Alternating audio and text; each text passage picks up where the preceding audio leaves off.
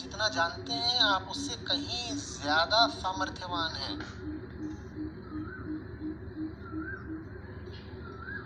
अपनी हस्ती पर भरोसा करिए।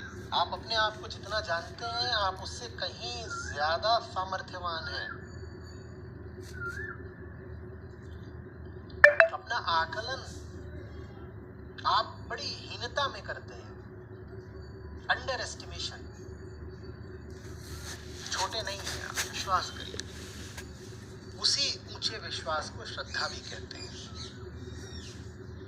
जाने दो जो जाता है, हम तब भी जी लेंगे और मौज में जिएंगे। और पक्का भरोसा है कि अगर किसी छोटी चीज को छोड़ेंगे तो कुछ ऊंचा, अच्छा और बड़ा ही मिलेगा। भरोसा पक्का है।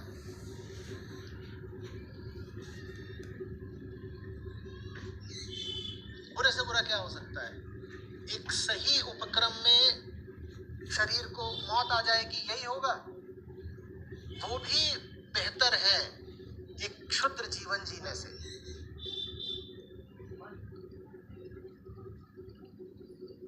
और हमसे अस्तित्व की दुश्मनी है क्या कि खासकर हमें ही मौत आ जाएगी? मौत अगर हमें आएगी भी तो सबको आनी है। मैं ईमानदारी की जिंदगी जी करके बुरे से बुरा ये होगा कि मर जाऊंगा। तो क्या जो बेईमान है वो अमर बैठे हैं? मरना तो बेईमानों को भी है ना, मरना तो सब कायरों को भी है ना। या कायरता दिखा करके अमर हो जाते हो?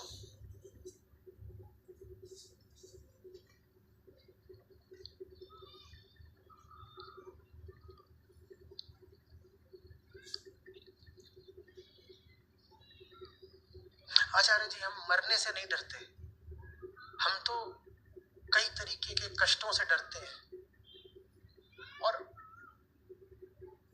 हम अपने ऊपर वाले कष्टों से भी नहीं डरते। आचार्य जी, हम बहुत अच्छे आदमी हैं, हमारे अपनों को कुछ नहीं होना चाहिए। अपने लिए तो मैं जीता ही नहीं हूं, मैंने तो अपनी जिंदगी दूसरों के नाम रखी हुई है, उन्हें कुछ नहीं होना चाहिए आचार्य जी, इसलिए मैं झूठी जिंदगी जीता हूं। तुम जैसी जिंदगी जी रहे हो इसमें तुम्हारे अपनों को भी क्या मिल रहा है?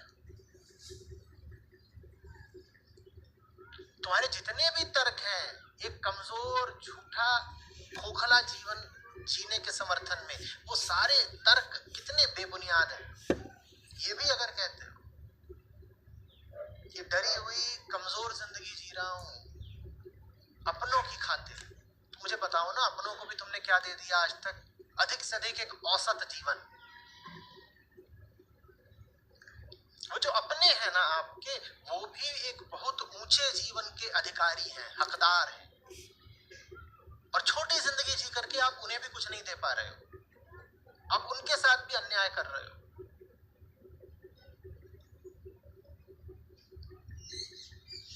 कोई तर्क नहीं चलेगा, सब मिथ्या है।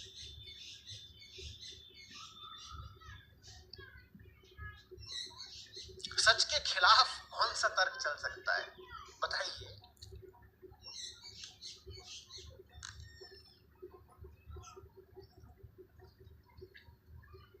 बस एक चीज है जो मैं प्रमाणित नहीं कर सकता, कोई भी प्रमाणित नहीं कर सकता, कि झूठ के आगे भी जीवन है। मैं आपको प्रेरित कर सकता हूं कि झूठ छोड़ दो, लेकिन उसके आगे भी जीवन है और सुंदर, सच्चा, ऊंचा जीवन है, ये मैं प्रमाणित नहीं कर सकता। आप मांगते हो गारंटी, बोलते हो हाँ ये सब छोड़ छाड़ देंगे, बेकार जीवन जी रहे हैं, हमें भी पता है, लेकिन गारंटी दीजिए कि इसके बाद कुछ बहुत अच्छा मिल जाएगा, वो नहीं दे सकता। मैं तो बस आपको प्रेरित ही कर सकता हूं कि करके देखो, हो जाएगा। और पहले नहीं हो तुम कि मानव जाति में आप अचानक नए नए खड़े हुए हैं कि मैं अपनी सब झूठ को और कूड़े कचड़े को जलाऊंगा, मुझसे पहले तो किसी ने किया ही नहीं। आपसे पहले सैकड़ों हजारों लोगों ने ये किया है और वही है जो जिए हैं, और उन्हीं के नाम से आज मानवता जिंदा है। आप पहले नहीं है। सही और सच्चे रास्ते पर आपसे पहले हजारों लाखों लोग चल चुके हैं। तो ये भी मत कहिएगा कि हम ही तुर्रम खां हैं क्या। हम कैसे कर ले? कोई भी नहीं करता। कोई भी नहीं करता माने आप उनको जानते नहीं जिन्होंने किया, क्योंकि आप अच्छा साहित्य पढ़ते नहीं। आप बस देखते हो अपने गली मोहल्ले में, अपने सोसाइटी अपार्टमेंट में आप देखते हो यहाँ तो सब ऐसे ही झूठे झूठे हैं, और फिर आपको तर्क भी दे दिया जाता है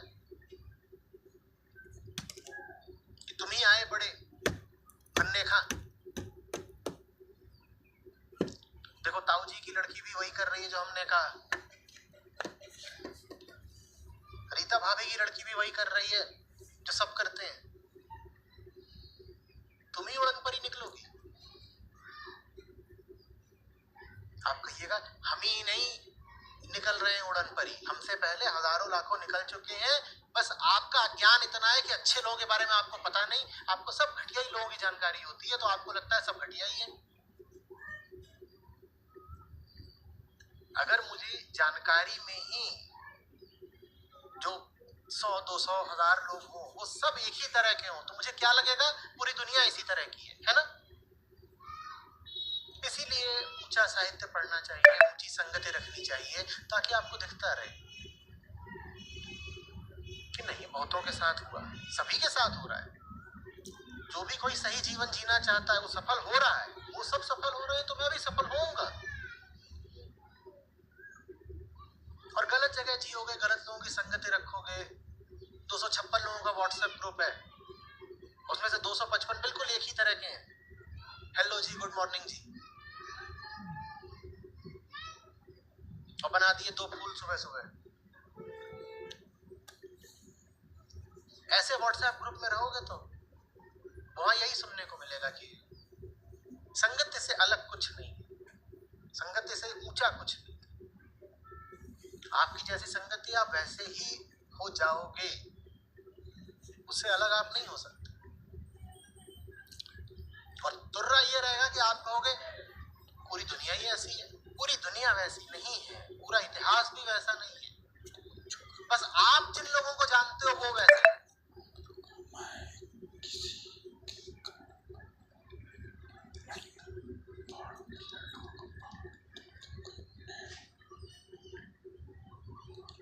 तो अपने तर्कों को थोड़ा काबू में रखिए।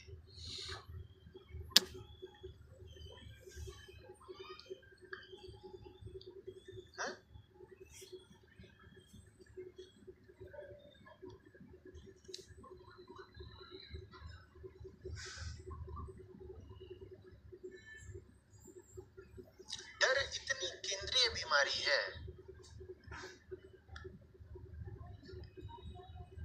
कि हमारे उच्चतम ग्रंथ भी ये नहीं कहते कि वो आपको मोक्ष दिलाने के लिए है, या वो आपके भीतर से मोह कम करने के लिए है, या क्रोध या काम कम करने के लिए है। वो भी ये कहते हैं कि वो आपके भीतर से डर कम करने के लिए। हमारे चेहरों पे डर लिखा रहता है। किसी ने पूछा था मुझसे एक बार कि सुंदर किसको मानो? मैंने कहा सिर्फ एक है उसका पैमाना, चेहरे पर डर नहीं होना चाहिए। डर आपको बदसूरत बना देता है, फिर कितना भी मेकअप कर लीजिए।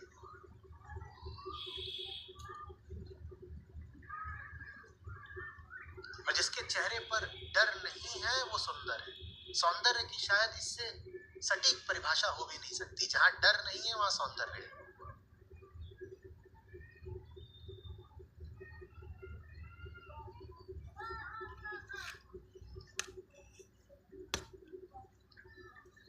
बड़े से बड़े खतरे के सामने, नुकसान की स्पष्ट संभावना के सामने भी आपका चेहरा चमकना चाहिए।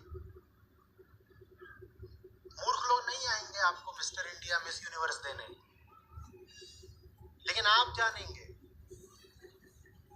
और जो भी कोई ढंग का इंसान होगा वो जानेगा कि आपसे ज्यादा उस पल में खूबसूरत कोई नहीं।